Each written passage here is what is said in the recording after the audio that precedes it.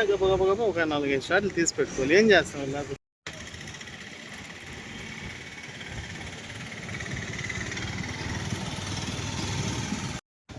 ఈరోజు ముత్తుకూరు మండలం పరిస్థితి చాలా దారుణంగా ఉంది. ఏమంటే ఈ ఫ్లాష్ బూడిద తోలేటటువంటి బల్కర్లు మనకి ఇక్కడ కంపెనీలు ఉన్నాయి. సేల్ కంపెనీ అయితేనేమి, జన్కో అయితేనేమి ఉన్నాయి కదా పవర్ ప్రాజెక్టులు. వాటి నుంచి ఈరోజు ఫ్లాష్ తోలే బల్కర్లు వాటి కెపాసిటీ వచ్చేసి 38 టన్నుల కెపాసిటీ ఉంటే 38 టన్నులు అయితే ఈరోజు లోడ్ తోటి కలిపి వాళ్ళు 83 టన్నుల కెపాసిటీతో బండి పోతుంది. ఈరోజు 83 టన్నుల కెపాసిటీతో పోయే బండ్లు తగ్గ రోడ్లు ఇక్కడ ఉన్నాయని అడుగుతున్నాను. ఉన్న రోడ్డు డబుల్ రోడ్డు ఉంది, నెల్లూరు ముత్తుకూరు రోడ్డు. ఆ రోడ్డు సర్వనాశనం అయిపోతా ఉంది. ప్రాంతచారం నడిచిపోయే వాళ్ళైతేనేమి, 2 వీలర్లకు పోయే వాళ్ళైతే చాలా ఇబ్బంది పడుతున్నారు. యాక్సిడెంట్లు జరుగుతున్నాయి.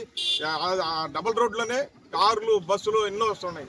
ఇంకోటి ఏంటంటే ఇంత ఓవర్లోడ్ కెపాసిటీతో పోతుంటే రవాణా శాఖ ఆర్టీఓ డిపార్ట్మెంట్ వాళ్ళు, ఆర్టీఓ వాళ్ళు ఏం చేస్తున్నట్టు, పోలీస్ డిపార్ట్మెంట్ ఏం చేస్తున్నట్టు. ఇంకోటి నెల్లూరు నుంచి ఒక రైతు ఒక ట్రాక్టర్ ఇసుకు తీసుకొచ్చుకుంటే ఒక 100 కేజీ 200 కేజీ కొంటే ఫైన్ రాస్తున్నారు. ఇక్కడ టన్నులు ఎక్స్ట్రా కెపాసిటీ పోతుంటే ఏం చేస్తున్నట్టు అర్థం కావడం లేదు.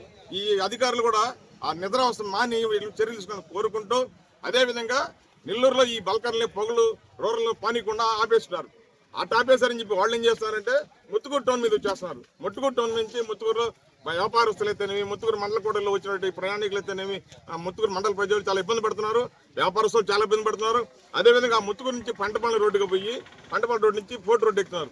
ఆ పంటపాలెం రోడ్డు కాడ కటింగ్ కాడ ఆడ కటింగ్ ఇంత పెద్ద బండ్లు కటింగ్ తిరిగే పరిస్థితి లేదు. వీళ్ళు మూర్ఖంగా పోయి బండ్లు తిప్పడం వల్ల ఆ పంట పనులు నెలకి 2-3 యాక్సిడెంట్ జరుగుతున్నాయి. కంపెనీలు వస్తే మాత్రం కంపెనీలకు వ్యతిరేకం కాదు.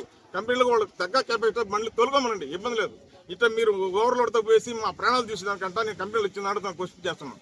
అదేవిధంగా ఈ అధికారులు నేను ఎంతో కోరినట్టు నిద్రావస్థ మాని రావాలా, వాళ్ళ చర్యలు తీసుకోవాలి కోరుకుంటూ, ఈ సమస్యని గత నెలలో జిల్లా కలెక్టర్ గారు పర్యవేక్షణ కార్యక్రమంకి వస్తే మా మండలంలో కలెక్టర్ గారికి వినయించడం జరిగింది. సార్ ఈ సమస్య ఎట్లుందంటే కలెక్టర్ గారు ఇమీడియట్గా స్పందించి అప్పుడే ఎస్పీ గారికి ఫోన్ చేసి ఎస్పీ గారిని దీని మీద వాళ్ళతో కూర్చోబెట్టి ఆ సమస్యను పరిష్కరించమని చెప్పి కలెక్టర్ గారు తెలియజేయడం జరిగింది. ఈ రోజు మళ్ళీ పీజీఆర్ఎస్లో పెట్టున్నాం. పీజీఆర్ఎస్ పెట్టినప్పుడు ఇంతవరకు దాని మీద చర్యలు లేదు.